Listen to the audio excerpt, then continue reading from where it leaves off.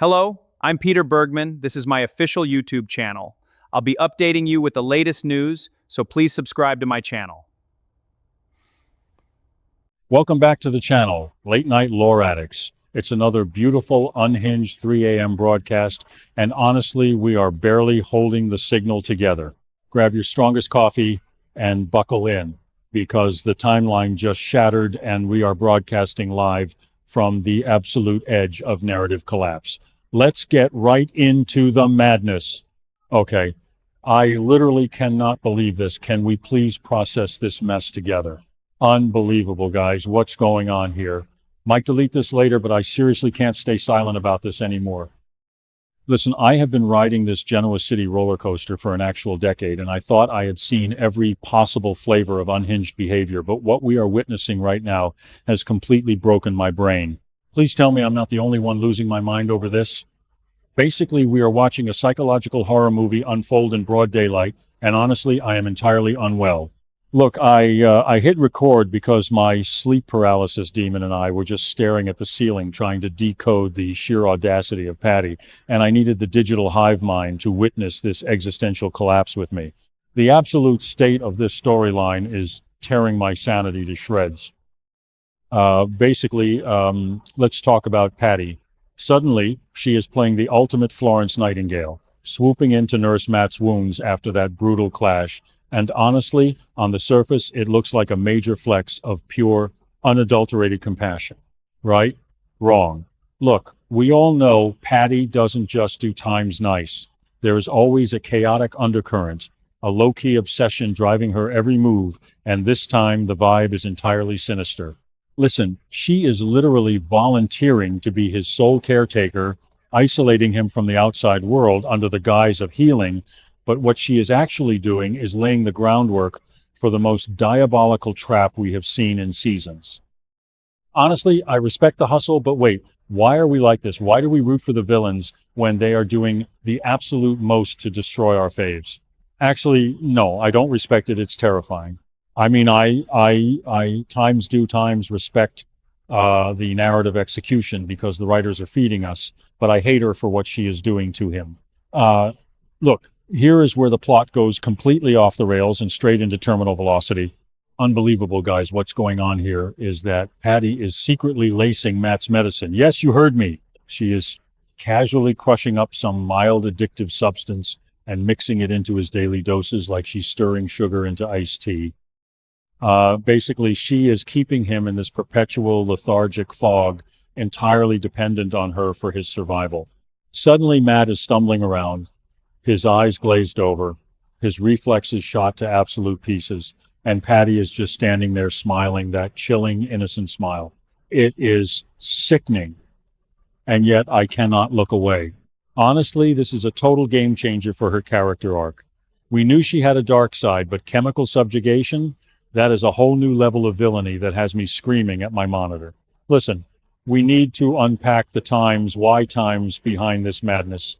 Basically, Patty isn't just drugging Matt for the fun of it, though. Honestly, with her, you never really know. The actual truth is that she wants to turn Matt into a literal brainwashed puppet. And why? Because of her deep, venomous, all-consuming hatred for the Newman family. Look, the Newmans have crossed a lot of people, but Patty's vendetta is a low-key obsession that is mutated into a high-stakes biological weapon. She wants to use a compromised, addicted Matt as her personal Trojan horse to infiltrate and dismantle the Newman empire from the inside. Suddenly, her twisted logic almost makes sense in a deeply disturbing way. She knows she can't take down Victor and the rest of the Newman dynasty alone, so she is literally manufacturing a Manchurian candidate out of poor Matt. It is absolute peak cinema. Honestly, speaking of the Newmans, can we just take a second to talk about how Victor always manages to avoid the direct fallout of these situations? Like, he sits in his leather chair, drinking scotch, while people like Patty are out here running underground pharmacy rings just to get back at him. It's like the gravitational pull of his mustache just deflects all direct consequences. And whoa, I've really gone off chasing butterflies into another dimension here. Bringing the signal back, let's stick to the script. We are talking about Patty and Matt, not Victor's magical Teflon aura. Look, the focus has to remain on this claustrophobic nightmare happening right now between these two. Suddenly, the fog starts to lift. Just a tiny bit. Listen, Matt is not an idiot. Basically, even through the haze of the narcotics, his survival instincts are desperately trying to claw their way to the surface.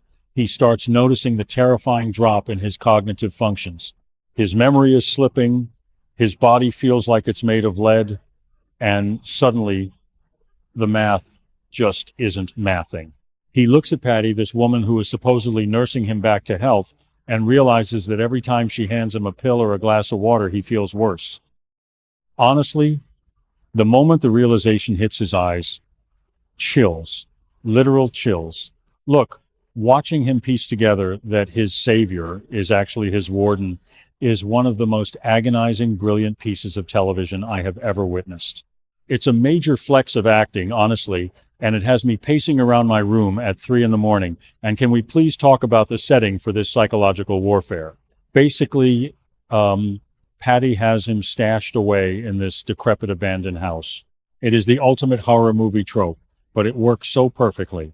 The peeling wallpaper, the creaky floorboards, the absolute isolation from Genoa City's usual glossy penthouses and corporate boardrooms. Suddenly, the vibe is entirely a psychological thriller trapped inside a daytime soap.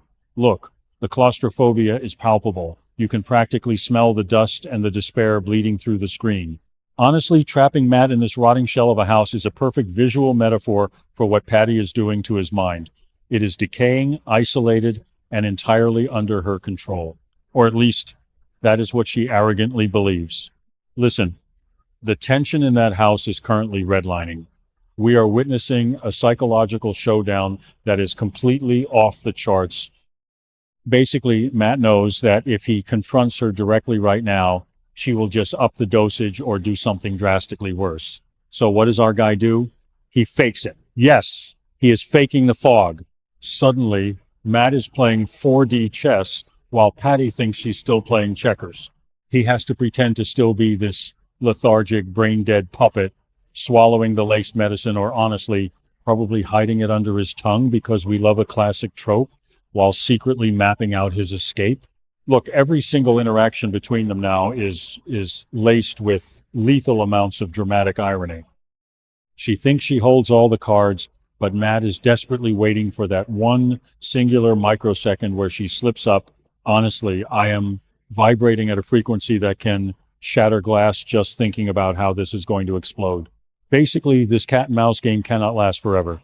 Patty's low-key obsession with her Newman revenge is making her blind to the micro-expressions of defiance on Matt's face, and Matt is a coiled spring just waiting to snap. Listen, when he finally makes his move to escape this toxic chemical prison, the fallout is going to be absolutely catastrophic. Will he get out before the drugs do permanent neurological damage? Will Patty realize he's playing her and go full nuclear option? Look, I literally cannot handle the suspense. My heart rate is peaking and my sanity is officially gone. This is peak daytime drama. This is a total game changer. And honestly, I need the next episode right now or I am going to spontaneously combust. Wait, why are we like this?